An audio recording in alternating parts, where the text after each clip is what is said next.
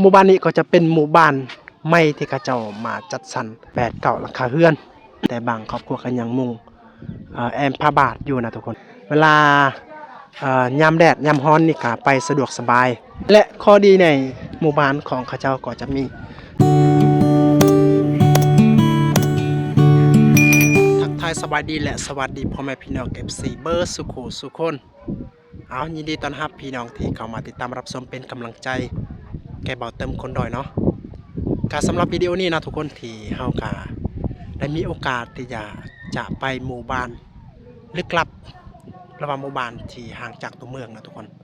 พร้อมด้วยทีมงานของเราหลายคนนะเราอยากอัปเดตภาพบรรยากาศให้พี่น้องกลับมาเบิ่งมาชมน้ำกันหมู่บ้านนี้ก็จะเป็นหมู่บ้านใหม่ที่เขาเจ้ามาจัดสรรหากับประมาณ3 ปีนี่แหละทุกคนกะเดี๋ยวนี้กะประมาณ8-9หลังคาเรือนเท่านั้นนะทางครอบครัวที่เขาเจ้าย้ายไม่นะทุกคนก็ประมาณ8-9หลังคาเรือน หมู่บ้านนี้ได้ และเรือนซานบ้านซองของเขาเจ้าก็จะมีบางครอบครัวก็จะมีแปลนแอมแต่บางครอบครัวก็ยังมุงแอมผ้าบาทอยู่นะทุกคนและหลังคาของเขาเจ้าจะมุงเป็นสังกะสีได้นี่อยู่ในเดินของเขาเจ้านี่เรียบเลยนะทุกคนที่เขาเจ้ารักษาสะอาดสะอ้างนะเห็นบ่ทุกคนเป็นตะม่วนเลยนี่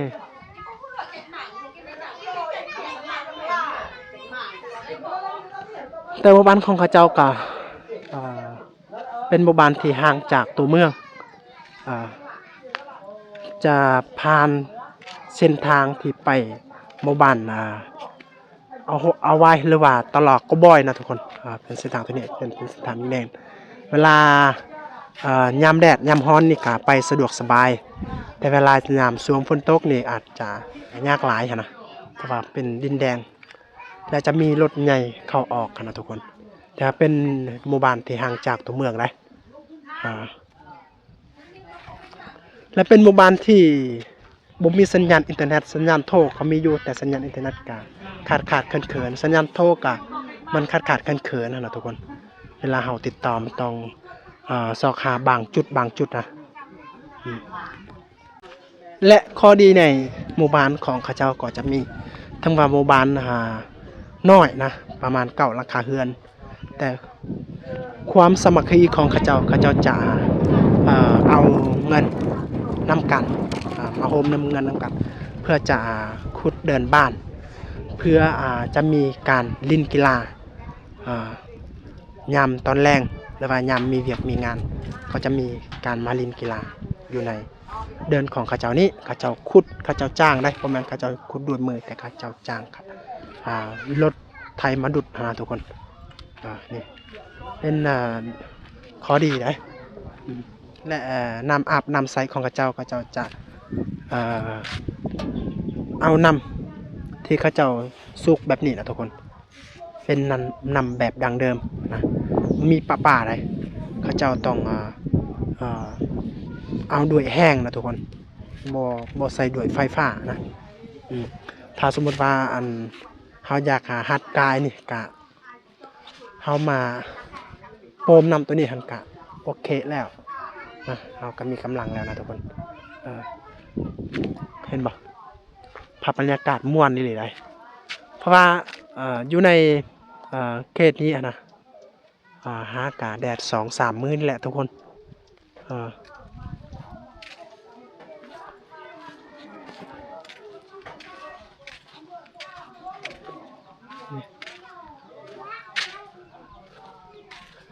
และหมู่บ้านนี้นะทุกคนแต่กี้นี่เขาเจ้าจะใส่แฟนโซลาร์เซลล์นี้ไฟอากาศนี่นะทุกคนมาแทนไฟอยู่ในเดินบ้านหรือในเฮือนครัวหรือว่าอยู่ในเฮือนใหญ่เพราะว่าในการเมื่อเวลามีแขกมานะแต่ว่าเดี๋ยวนี้ข้าเจ้าก็จะโฮมเงินภายใน3 ปีเขาจะมีเงินออมเพื่อจะดึงไฟเขาอยู่ในเฮือนของ ข้าเจ้าและเดี๋ยวนี้เขาก็มีไฟฟ้าใส่แล้วนะทุกคน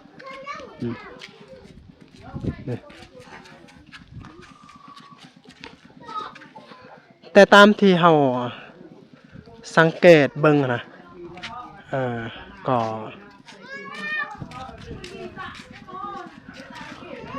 ข้าเจ้าจะเฮ็ดเฮือนครัวต่างหากเลยแล้วก็จะเป็นเฮือนที่ข้าเจ้านอนแต่อันนี้ก็จะเป็นเฮือนครัวที่ข้าเจ้าเฮ็ดอาหารการกินอีหยังต่างๆเป็นเฮือนครัวไผ่เฮือนครัวมันนี่ก็เป็นของครอบครัวหนึงและคุณก็อีกของครอบครัวหนึงนะทุกคนที่ข้าเจ้า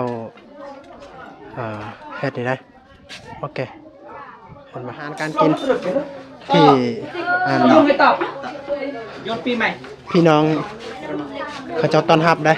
นี่ทีมงานของเราเขาเจ้าต้อนรับอาหารกับหลายสิ่งหลายอย่างเบิ่งนี่ข้าวที่เจ้านิยมกินก็จะเป็นข้าวเหนียวนะทุกคนและอาหารก็จะเป็นไก่และอันนั้นนี่นะปลาดุกไปนี่ก็จะเป็นผู้ปกครองในหมู่บ้านนี้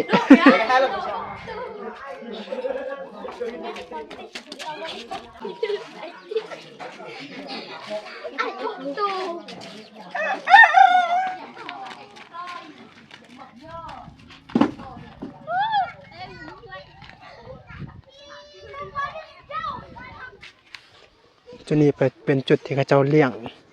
ไก่นะแต่ว่าไก่หันบ่ค่อยเห็นออกไปนอกมัดยังหัน2-3 ตัวยังบ่หลายนะทุกคน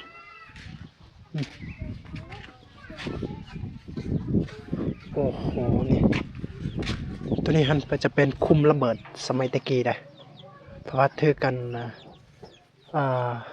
ระเบิดตกลงมาอยู่นี่จะเป็นคุมแบบนี้นะทุกคนบางบอนที่เขาเจ้าเฮ็ดอันนั้นบ่อเลี้ยงป่าเลยนะผลประโยชน์คือกันไรนี่คุมระเบิดเพราะว่าเขาอีคานขุดก็เขาได้ใส่แบบนี้นะ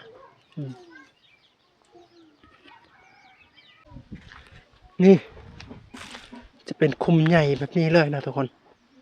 โอ้โหว่าคุมแบบนี้ฮันระเบิดจักใหญ่สำใดจะเป็นคุมใหญ่ๆแบบนี้ยามฝนตกนี่ก็จะเต็มน้ำอยู่ในนี้นะแต่ว่ายามแรงนี่ก็น้ำมันบก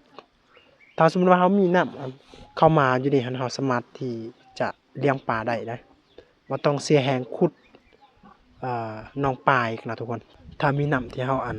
เอานำมาใส่อยู่นี่นะเขาบ่ต้องเสียแหงขุดอีกกันน้องปลาอีกเลยเพราะว่ามันเป็นคุมใหญ่แบบนี้นะตัวนี้หัน2 คุมใหญ่นะทุกคนตัวนี้หันคุมน้อยตัวนี้หันคุมใหญ่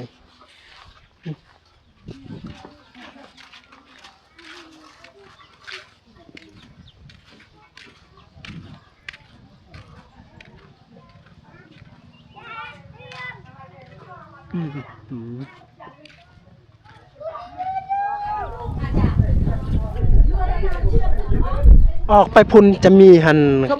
จะมีหลายหมู่บ้านเลยถ้าเขาไปตามสายทางตัวนี้นะทุกคนก็จะมี5-6 หมู่บ้านนะแล้วออกไปพุ่นก็จะเป็นออกกันเวียดนามเลยนะเส้นทางตัวนี้ได้แต่ว่าเส้นทางตัวนี้บ่ฮอดเวียดนามเลยทุกคนฮอดแต่หมู่บ้านเทียนถ่ายสุดพุ่นทุกคนนี่ได้แต่ว่าเป็นทางนั้นภูเบื้องนั้นก็จะเป็นตามขอบเขตของประเทศเวียดนามนะทุกคนนี่ถึงงานของเรากลับแล้วกลับประมาณ4-5 คันรถที่เอามาในมื้อนี้นะโอ้ได้ของขวัญใหญ่เนาะได้ของขวัญหลายของขวัญมาจากสวรรค์จะเป็นเครื่องต้อนนะทุกคนเวลาเขาดังไฟมันสะดวกสบายไม่แปลกนะแกนไม่แปลกนะทุกคนเวลาเขาดังไฟมันมักติดง่ายนะทุกคนนี่เครื่องต้อนจากพี่น้องในหมู่บ้านนี้ได้ทั้งว่าเป็นหมู่บ้านเล็กๆน้อยๆแต่ว่ามีน้ำใจหลายนะทุกคนหมู่บ้านนี้ได้ทุกคนเพราะว่าเขาเจ้าใหญ่กะหาประมาณ3 ปีนี่แหละทุกคนคนกับบ่หลายและครอบครัวกับบ่หลายแต่ว่าจิตใจนี่ครับถ้าเฮามานี่ก็ มีแบบนี้ตลอดนะนี่ทีมงานของเรา